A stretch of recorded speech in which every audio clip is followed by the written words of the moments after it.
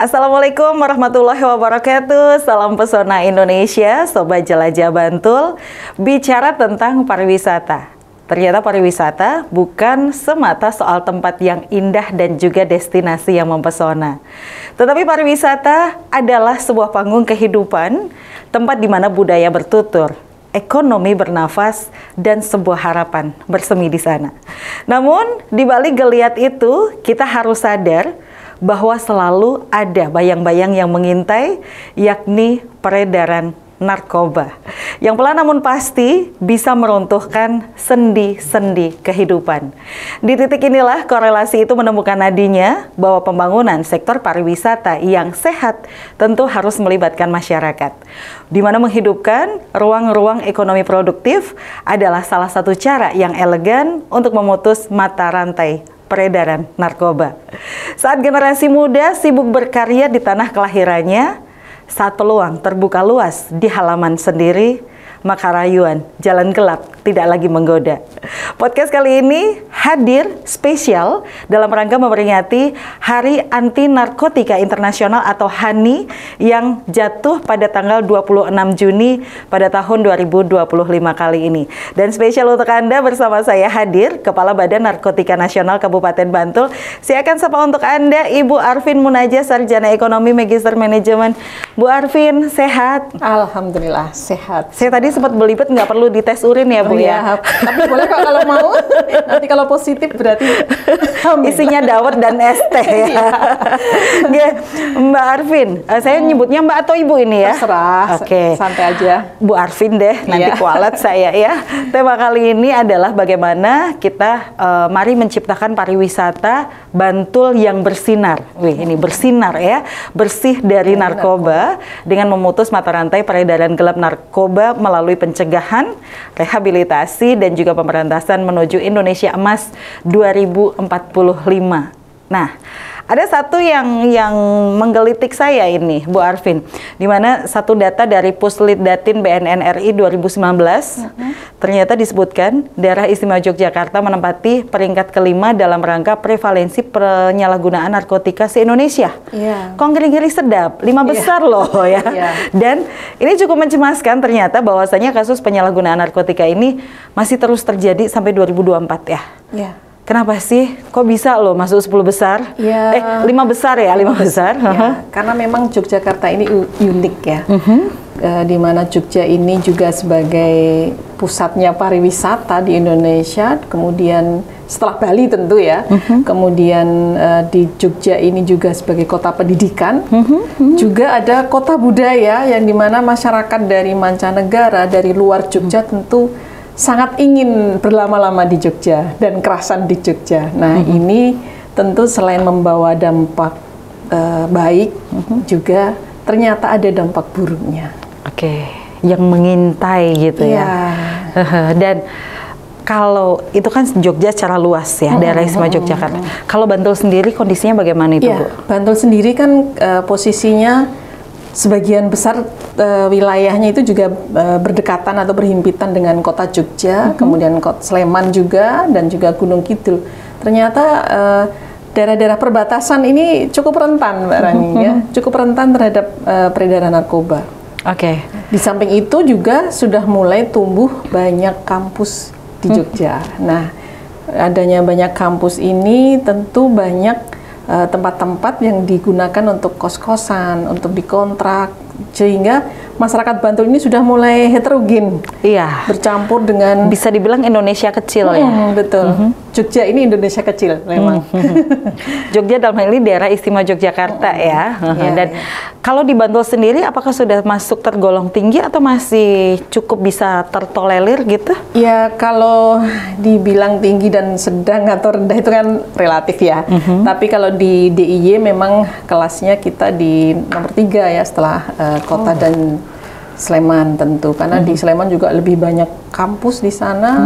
Kota Jogja juga sangat rentan, sehingga kita posisinya di nomor 3. Namun kita kan juga berbatasan dengan wilayah Kulon Progo, yang di situ ada bandara juga, yang itu juga salah satu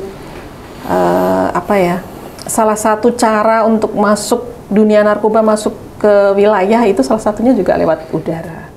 Dan juga lewat laut. Nah, kita juga punya laut yang luas di Bantul ini. Gitu lumah itu ya, Bu ya. Iya, kalau di tingkat peredaran yang ada saat ini, bagaimana tingkat peredaran ini lalu berpengaruh di sektor pariwisata, khususnya di Bantul ya? Iya. Jadi selama ini sih saya belum pernah lihat atau menjumpai untuk para nelayan kita ini selain mencari ikan itu juga membawa narkoba. Selama ini saya belum pernah, selama saya menjabat di BNNK Bantul dari tahun 2018 sampai sekarang. Tapi ya kita harapkan selamanya janganlah ya. Selamanya kita ingin wisata di Bantul ini, nelayan-nelayannya itu kalau di luar Jawa itu biasanya pelabuhan-pelabuhan kecil itu dimanfaatkan untuk jalur masuknya narkoba. Tapi kalau di sini kan beruntungnya kita ini ombaknya kan besar sekali ya, sehingga mereka yang berani masuk ke Bantul ini ya nelayan-nelayan kita saja yang sudah terbiasa lewat seperti itu. Ya, jadi kalau pariwisata kita terancamnya justru barang-barang dari darat, bukan dari laut. Gitu. Meskipun wisata kita ini banyak wisata laut atau pantai. Tetapi itu bukan pintu gerbangnya sejauh ini, selama ini ya. Kalau pintu gerbang yang selama ini dicurigai sebagai jalur potensial? Ya tentu lewat darat dan juga udara lewat bandara itu pernah ditangkap cukup besar dulu masih di Adi Sucipto bandaranya. Kalau dari data kasus dan demografinya ini Bu Arvin, siapa sih yang paling banyak yang banyak menyalahgunakan narkoba ini di Bantul? Misalnya dari pekerjaan, usia, kayak gitu? Kalau di Bantul ini lebih banyak di usia produktif memang, usia produktif dan juga anak-anak sekolah. Nah, anak sekolah? Betul, anak-anak sekolah. Perlu di-note banget ini ya. Pun masih di usia SMP. Sudah beberapa sekolah ini kami lakukan screening intervensi lapangan karena ada aduan juga dari gurunya yang mulai melihat perubahan perilaku pada anak-anak siswa-siswa kita yang mungkin suka bolos atau hanya tidur melulu di kelas atau ya pokoknya mereka emosional juga. Nah itu beberapa ciri anak-anak yang sudah mengkonsumsi narkoba, sehingga begitu ada permasalahan itu guru datang ke kami dan kita lakukan screening intervensi lapangan. Nah, begitu diketahui memang sudah ada jelas beberapa orang yang positif menggunakan narkoba, terutama kalau di anak-anak sekolah itu jenisnya masih pil sapi ya, pil sapi. Itu bukan pil yang buat sapi. Saya udah mikirnya, jadi kalau sapinya pusing dikasih pil itu beda ya, beda ya. Ini orangnya yang pusing makanya pil sapi. Ya, jadi dengan harga yang masih terjangkau, anak-anak itu biasanya pakai itu.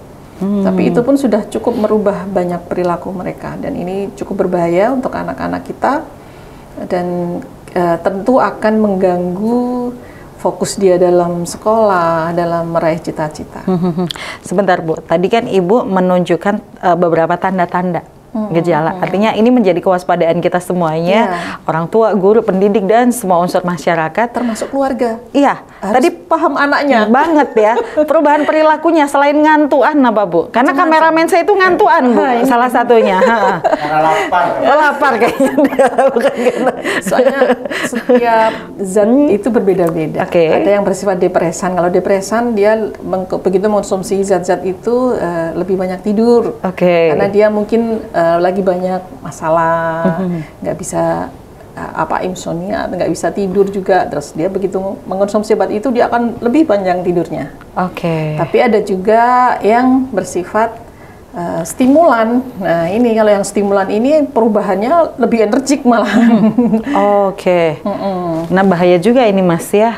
Karena kameramen saya itu kadang ngantuan, tiba-tiba bangun langsung energik Bu dia. Itu. Kalau dia gitu sudah 3 hari nggak mau tidur, ini juga bahaya ini. Iya. Patut dicurigain. Habis ini nanti dites dia Bu. Perlu dites urin juga. Kopi aja isinya. Bu, bisa diceritakan jenis-jenis apa saja yang saat ini selama Ibu menjabat nih ya, yang banyak beredar di masyarakat kita? Kalau yang untuk selera anak-anak itu tadi yang saya sampaikan adalah pil sapi. Ya, pil sapi ini sebenarnya obat dari dokter yang harusnya itu dengan resep dokter ya, penyakit Oke. jiwa terutama yang sering memberikan ya. Tapi masalahnya anak-anak ini sering menyalahgunakan, tidak sesuai dengan dosis. Nah, itulah sehingga obat itu akhirnya obatnya yang disalahkan ya.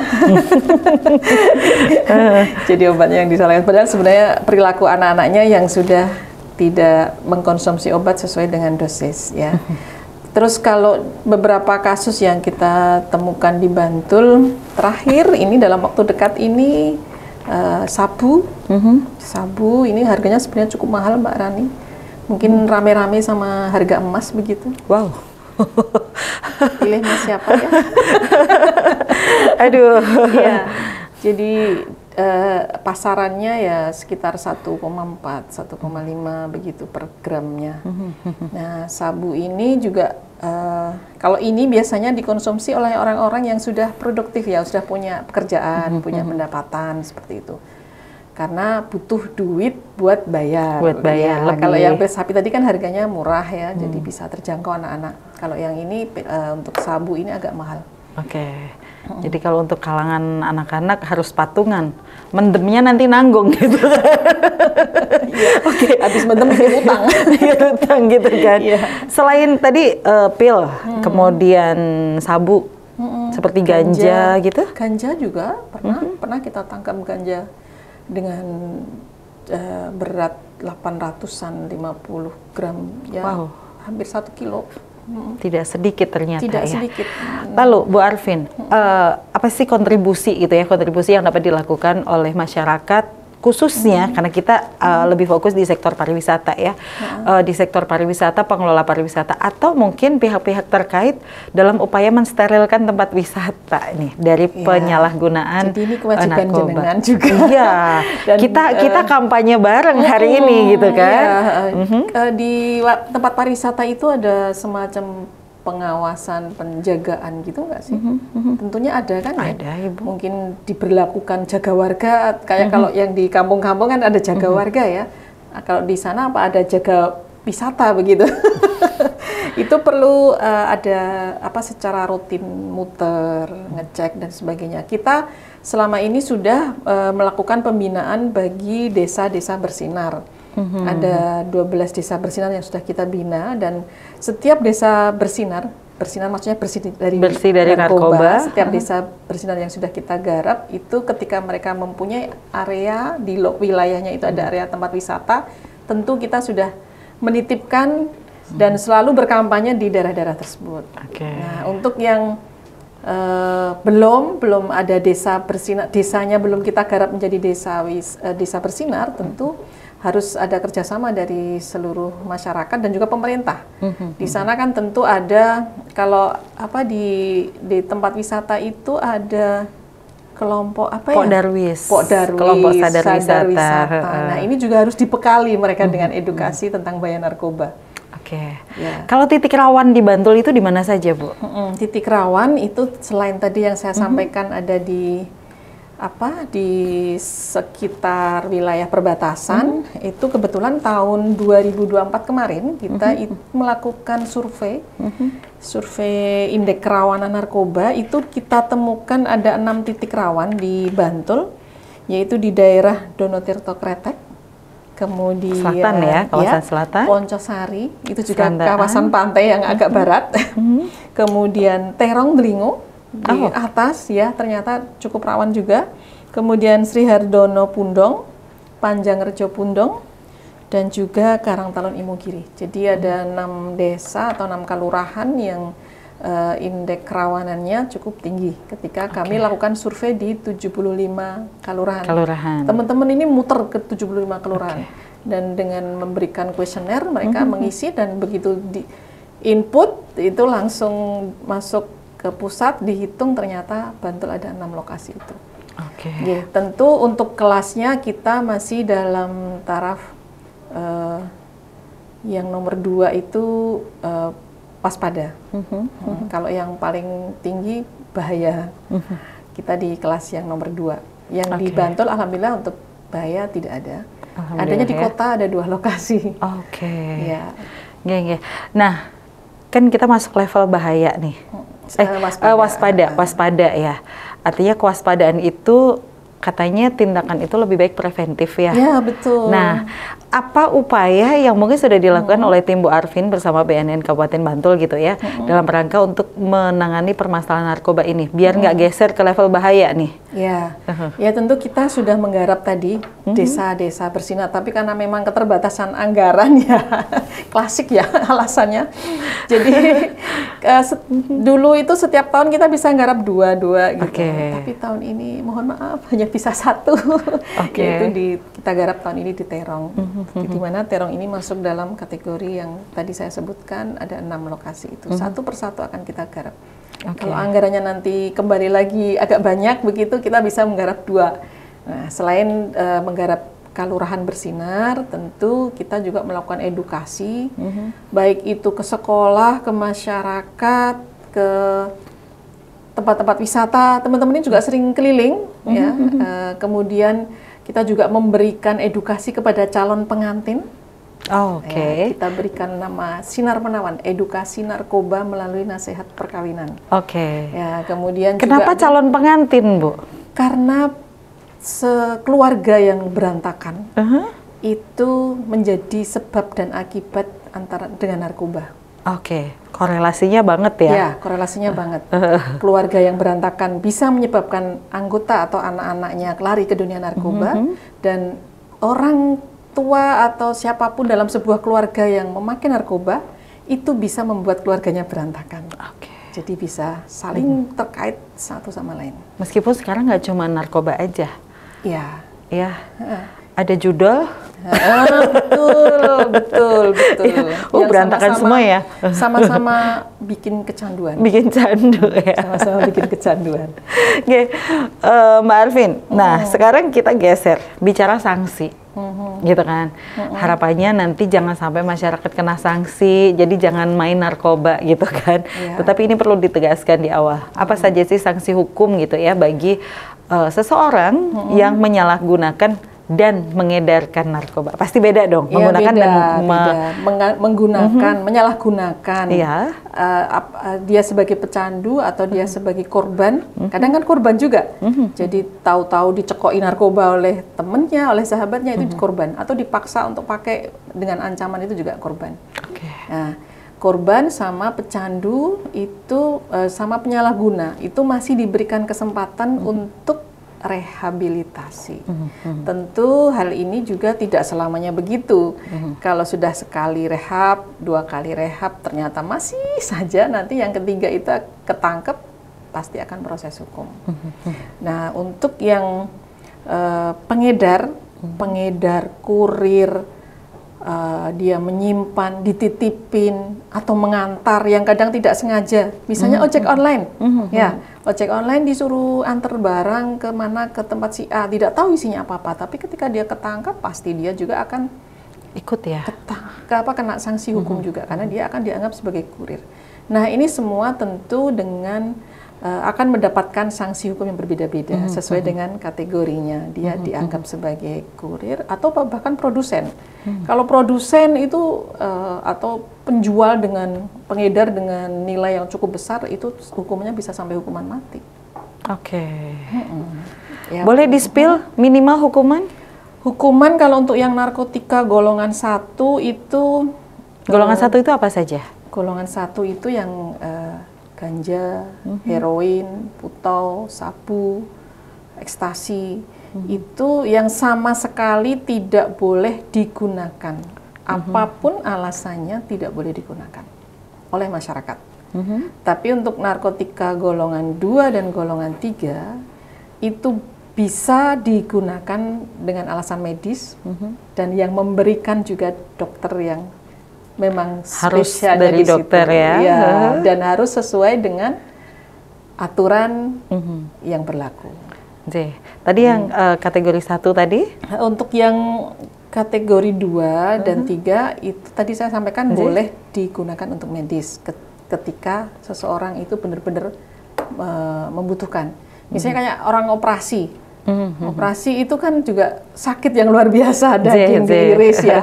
Kalau tidak dikasih anti nyeri, nah anti nyerinya itu tentu mengandung zat-zat narkotika. Bahkan beberapa penyakit juga ada yang mengandung obatnya itu mengandung narkotika. Tapi itu masih diperbolehkan asal sesuai dengan dosis yang sesuai petunjuk dokter. Ya, sesuai petunjuk dokter. Nah, tapi kalau itu disalahgunakan, yang sesuai petunjuk dokter itu ternyata dikonsumsi seenaknya atau bahkan dijual belikan dengan bebas, itu pun kena sanksi hukum.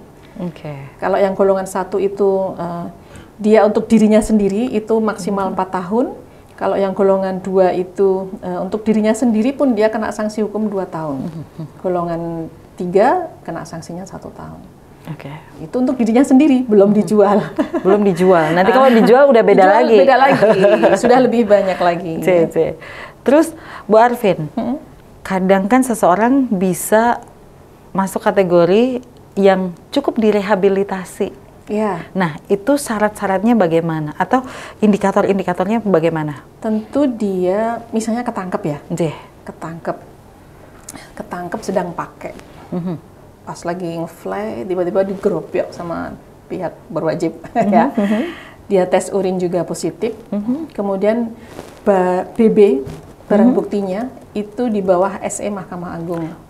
Ada SE Mahkamah Agung yang mengatur bahwa untuk sabu itu maksimal 1 gram, untuk ganja dan juga tembakau gorila dan sejenisnya itu sekitar 5 gram untuk SE-nya.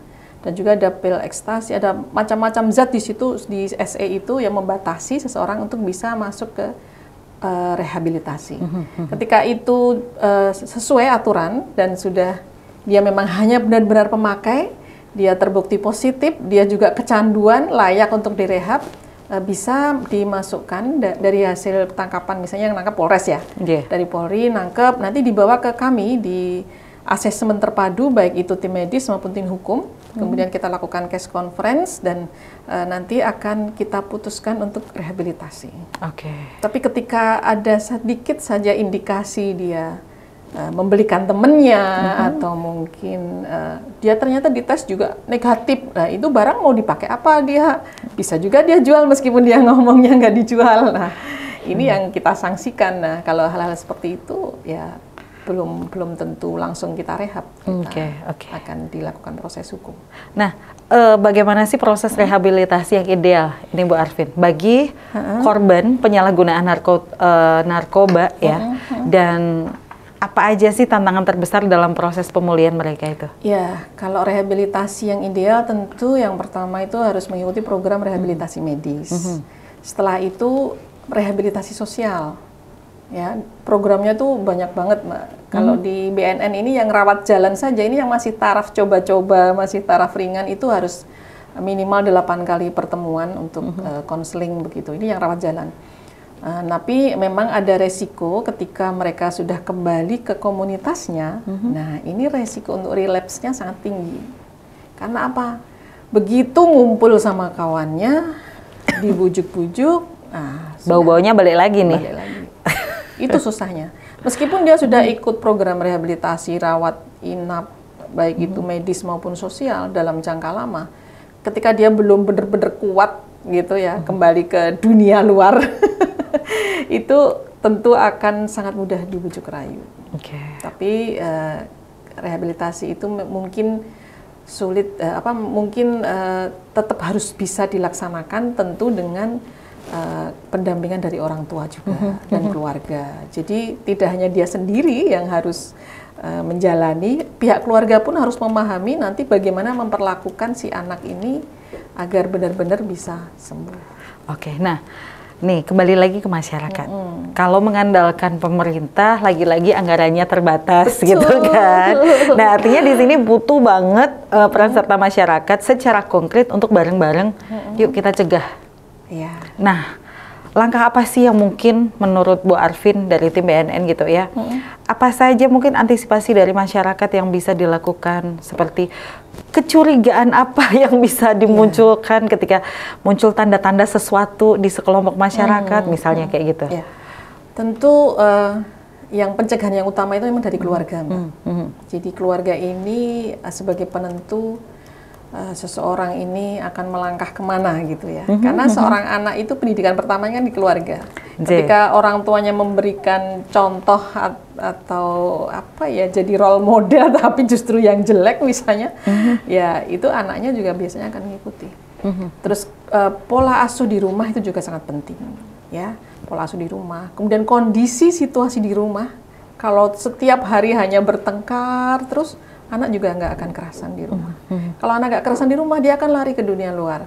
Di luar itu ketemu dengan orang baik apa orang buruk. Ya, kalau orang baik sih nggak apa-apa ya, larinya ke teman-teman yang biasa ibadah bareng misalnya, kumpul-kumpul ngaji, nggak masalah gitu. Tapi ketika keluar ketemu anak-anak yang tidak benar, ya akhirnya mereka akan tergiur untuk bisa masuk ke komunitas mereka. Oke. Ya. Termasuk, nah tadi saya tertarik yang di awal tadi, Ibu bercerita bahwa ketika guru misalnya menemukan suatu indikasi gitu ya, maka bisa ya kerjasama dengan BNN untuk screening. Itu prosedurnya kayak gimana itu? Datang aja ke kantor. Nanti kan akan kita arahkan untuk melakukan screening. Screening ini ada dua jenis ya. Itu baik pakai tes urin dengan langsung tes pack itu, atau juga kalau tidak mampu bisa lewat kuesioner yang kita lakukan. Oke. Kalau tes urin itu memang langsung ketahuan ya. Kalau kuesioner memang harus perlu proses gitu ya, karena kadang orang si anak ini takut untuk jujur begitu. Dan nanti jawabannya hasilnya bisa berdasar asumsi ya. Iya. Nah itu pihak sekolah ini sudah semakin lama semakin banyak saat ini. Saya senang dari pihak sekolah itu sudah merespon, selalu mengawasi anak-anaknya lah. Di masyarakat pun juga saya maunya seperti itu. Masyarakat lebih peduli. Apa sih yang terjadi dengan lingkungan saya? Apakah ada anak-anak di lingkungan kita yang seperti ini? Bagaimana cara mencegahnya? Tentu dengan kegiatan-kegiatan positif untuk anak-anak. Oke, baik. Berarti nanti dari masyarakat, monggo jika ada sesuatu hal yang mencurigakan, bisa kerjasama dengan BNN Bantul gitu ya. Atau berkomunikasi lewat mana itu Bu Arvin? Ada call centernya juga. Boleh nanti di layar di bawah ini. Nanti ditulis ya. Untuk call centernya ada juga lewat medsos kita, semuanya bisa. Boleh di-spill untuk masyarakat Sobat Jelajah Bantul? Untuk atau nanti kelihatan, nanti di keterangan video ini ya, kita cantumkan, biar nanti masyarakat bisa langsung menghubungi ya. Oke, dan itu gratis? Langsung juga. Itu gratis? Untuk rehabilitasi kita gratis. Oke. Untuk screening? Untuk screening? Screening gratis. Gratis loh ya. Tapi kalau harus tes urin, alatnya itu bisa diadakan sendiri oleh pihak terkait. Oh gitu, jadi nanti mungkin pengadaan alat tes urinnya dari sekolah sendiri. Tapi tenaganya kami bisa. Gratis juga. Gratis juga. Kami juga sering diundang oleh perusahaan-perusahaan di swasta di Bantul yang mereka sudah menyadari bahwa kalau ada pegawainya itu yang ternyata memakai narkoba, itu tentu tidak akan membuat dia bekerja secara maksimal ya. Banget, iya. Akan mengganggu proses pekerjaannya, sehingga ada beberapa perusahaan yang sudah bekerja sama dengan kami dan minta dites urin dengan alat mereka gitu. Tapi tentu dengan kategori dari kita, karena di BNN ini yang berlaku adalah 7 parameter, 7 zat yang bisa terindikasi ketika dites urin. Apa itu? Ada sabu, ada heroin, ada ganja, kemudian ada benzodiazepam, termasuk orang-orang yang lagi sakit minum obat dokter mungkin ya, misalnya sakit tremor, sakit asma, itu nanti kalau dites urin bisa positif itu. Tapi nggak usah kaget. Nggak usah kaget, karena sebelum tes urin tentu kami sudah mensosialisasikan untuk menulis obat atau zat yang sudah baru saja diminum diminum secara rutin, terutama dari dokter ya. Syukur-syukur ada resepnya, bisa ditunjukin sebagai bukti gitu ya. Baik. Duh, ternyata ngeri-ngeri sedap ya bicara narkoba. Oke, baik. Bu Arvin, ini kan dalam rangka peringatan Hari Anti Narkotika Internasional ya, HANI. Mungkin dari BNN Bantul ada beberapa kegiatan yang dijalankan selain podcast hari ini? Kita lebih gencar e-link. E-link itu edukasi keliling. Ke tempat-tempat wisata juga kita keliling, ke tempat-tempat wisata, kemudian kadang ke pasar, kadang ke sekolah, ke tempat-tempat umum yang banyak orang, itu pasti kami kunjungi untuk kegiatan e-link ini ya. Dan ini tidak hanya di Hari Anti Narkotika, tapi di saat menjelang Hari Anti Narkotika ini teman-teman lebih gencar lagi. Biar lebih e-link ya? Iya, biar lebih e-link. Kemudian kita juga mau ngadain senam bersama dan juga jogging di Pendowo Harjo. Karena kelurahan kita ini kantornya kan berada di Pendowo Harjo, Mbak Rani. Jadi insya Allah untuk tanggal 20 Juni ini kita akan mengadakan olahraga bersama di sana dengan Kapanewon Sewon. Kemudian ada juga nanti renungan malam hani akan dilaksanakan di tanggal 26 Juni itu secara serentak se-Indonesia. Tapi ternyata itu saya lihat di kalender itu bareng dengan malam siji suro. Oh. Oke, ya nggak apa-apa, nanti kita akan renungan bersama. Renungan bersama ya. Jadi, mungkin sebelum ditutup, Bu Arvin, ada pesan-pesan khusus untuk masyarakat? Yuk turut bareng-bareng kita jaga dari narkoba gitu ya. Betul itu ya. Jadi pesan saya untuk anak-anak muda kita, yang pertama jangan sampai jauh jangan sampai jauh dari Tuhan. Ya, pokoknya setiap ada masalah itu larilah pada orang-orang yang tepat. Karena narkoba ini biasanya bermuncul dari masalah-masalah yang dia hadapi, yang dia tidak kuat, akhirnya dia lari ke dunia narkoba. Jadi kembalilah pada Allah, pada Tuhan. Kemudian cari orang yang tepat untuk bisa membantu menyelesaikan, misalnya orang tua, guru, atau kakak, ya, orang-orang yang tepat, atau sahabat yang memang benar-benar bisa dipercaya. Carilah bahu untuk bersandar yang tepat gitu ya. Aduh, jadi terharu. Kemudian isi waktu luang dengan hal yang bermanfaat. Ya, yang punya hobi seni, olahraga, silakan dikembangkan, syukur bisa prestasi gitu ya. Kemudian cari komunitas yang tepat, jangan sampai kalian masuk ke dalam lubang komunitas narkoba, karena begitu sudah masuk akan sulit sekali untuk keluar. Lepas dari situ. Iya, lepas dari situ akan sulit sekali. Kemudian sayangi orang tuamu dan fokus pada meraih cita-cita. Itu sangat itu yang paling penting ya. Ya, fokus untuk meraih cita-cita. Sekolah juga fokus biar cepat selesai. Kemudian apa sih nanti yang ingin dilakukan untuk mencari nafkah ke depannya, itu harus fokus. Baik. Ya. Ada lagi? Saya kira itu. Dan saya promo juga ini, Mbak. Boleh, untuk di boleh. Klinik Abipraya. Kita namanya Abipraya kliniknya. Itu klinik rehabilitasi bahaya narkoba. Klinik rehabilitasi narkoba yang itu dilakukan secara gratis untuk program rehabilitasi. Ya, jadi masyarakat siapapun silahkan datang ke klinik kami, itu gratis dan tidak akan diproses hukum. Nggak usah takut ketika mereka datang untuk niat rehabilitasi. Tidak akan diproses hukum. Dan identitas dirahasiakan. Dan dirahasiakan.